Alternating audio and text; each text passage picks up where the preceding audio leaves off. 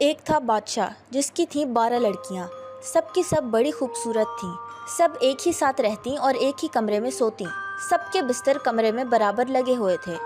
جب لڑکیاں سو جاتیں تو بادشاہ خود آ کر باہر سے کمرے کا دروازہ بند کر دیتا۔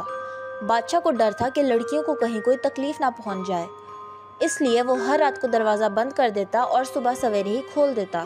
ایک دن صبح کو جب بادشاہ دروازہ کھولنے آیا تو یہ دیکھ کر اسے بڑا تعجب ہوا کہ 12 لڑکیوں کے جوتے ایک ہی قطار میں رکھے ہوئے ہیں، ہر جوتے کی ایڑی گھسی ہوئی ہے، جوتے گرد میں اٹے ہوئے ہیں۔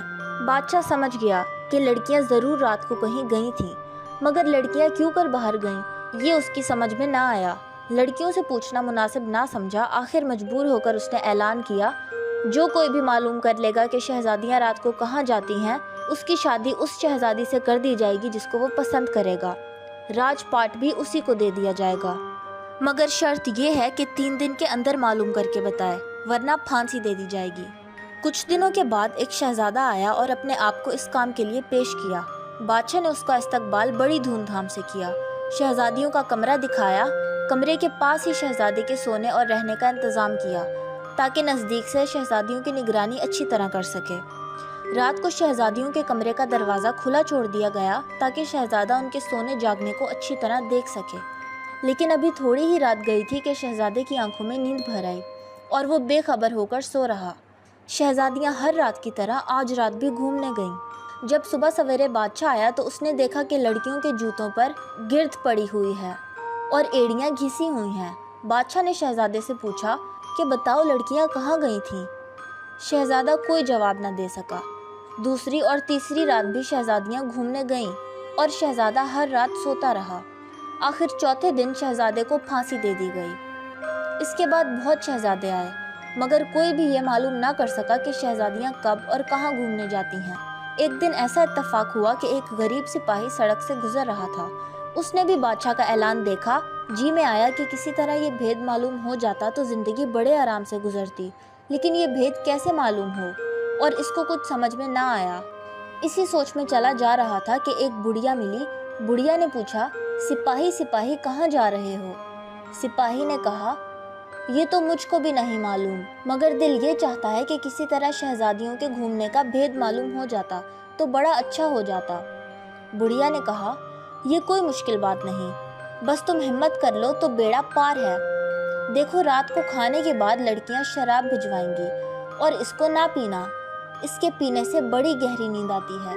تم ہرگز شراب مت پینا، بستر پر لیٹتے ہی سوتا ہوا بن جانا اور یہ ظاہر کرنا کہ تم گہری نیند میں سو رہے ہو تاکہ شہزادیاں نہ ڈر ہو کر گھومنے جا سکیں۔ یہ لبادہ بھی اپنے ساتھ لے جاؤ۔ اس کی خاص بات یہ ہے کہ جب تم اسے اوڑھ لوگے تو تمہیں کوئی اور نہیں دیکھ سکے گا، مگر تم سب کو دیکھ سکتے ہو۔ جب بڑھیا سب کچھ سمجھا کر جا چکی تو سپاہی کی ہمت اور بڑھ گئی۔ وہ بادشاہ کے پاس خوشی خوشی گیا اور کہنے لگا، میں معلوم کروں گا کہ شہزادیاں رات کو کہاں گھومنے جاتی ہیں۔ بادشاہ نے سپاہی کو عمدہ کپڑے پہنائے اور شہزادیوں کے کمرے کے پاس لے جا کر اس کے سونے کا کمرہ بتلا دیا۔ شام ہوتے ہی ایک شہزادی شراب کا پیالہ لیے ہوئے سپاہی کے پاس آئی اور ہنس کر پینے کا کہا۔ سپاہی نے اپنے حلق کے پاس ایک تھیلی باندھ رکھی تھی۔ سپاہی نے بڑی ہوشیاری سے شراب تھیلی میں انڈیل لی، چارپائی پر لیٹتے ہی گہری نیند میں سوتا ہوا بن گیا۔ شہزادیاں یہ دیکھ کر بہت خوش ہوئیں۔ آدھی رات کے قریب شہزادیاں اٹھیں، کپڑے پہنے، بال سنوارے اور گھومنے جانے کے لیے تیار ہو گئیں۔ سپاہی اپنی چارپائی پر لیٹا ہوا یہ سب دیکھ رہا تھا۔ شہزادیاں ہنستی ہوئی کمرے سے باہر نکلیں اور گھومنے کے لیے جانے لگیں۔ سپاہی چپکے سے اٹھا، لبادہ اوڑھ کر ان کے پیچھے چلا۔ تھوڑی دور چلنے کے بعد سب سے چھوٹی شہزادی بولی، مجھے ڈر لگ رہا ہے، نہ جانے آج کیا بات ہے، دل خوش نہیں۔ بڑی شہزادی نے کہا، تم بس یوں ہی ڈر رہی ہو، کوئی بات نہیں۔ یہ کہہ کر تمام شہزادیاں ہنستی ہوئیں ایک باغ میں پہنچی۔ باغ کے تمام درخت نہایت خوبصورتی سے برابر لگے ہوئے تھے، پتیاں چاندی کی طرح سفید تھیں۔ سپاہی نے ایک درخت سے چھوٹی سی شاخ توڑ لی۔ شاخ توڑنے سے آواز پیدا ہوئی۔ چھوٹی شہزادی سہم گئی اور دوسری بہنوں سے کہنے لگی، کیا تم لوگ یہ آواز نہیں سن رہی ہو؟ آج ضرور کچھ نہ کچھ ہونے والا ہے، مجھے تو بڑا ڈر لگ رہا ہے۔ بڑی شہزادی نے پھر ہنس کر اس کی بات کو ٹالا اور کہا کہ کچھ نہیں، بس تمہیں ہی وہم ہو گیا ہے۔ چلتے چلتے شہزادیاں دوسرے باغ میں پہنچی جہاں درختوں کی پتیاں سنہرے رنگ کی تھیں۔ باغ کے بیچ میں ایک خوبصورت چبوترا بنا ہوا تھا۔ سب شہزادیاں اس پر بیٹھ گئیں۔ یہاں 12 پیالے شربت کے بھرے ہوئے رکھے تھے۔ ہر ایک شہزادی نے ایک پیالہ پیا اور پھر آگے کی طرف چلی۔ سپاہی نے یہاں بھی ایک ٹہنی توڑی اور ایک پیالہ اٹھا کر لبادے میں رکھ لیا۔ چھوٹی شہزادی شاخ ٹوٹنے کی آواز پر پھر ڈری اور بڑی شہزادی نے پھر دلاسا دیا۔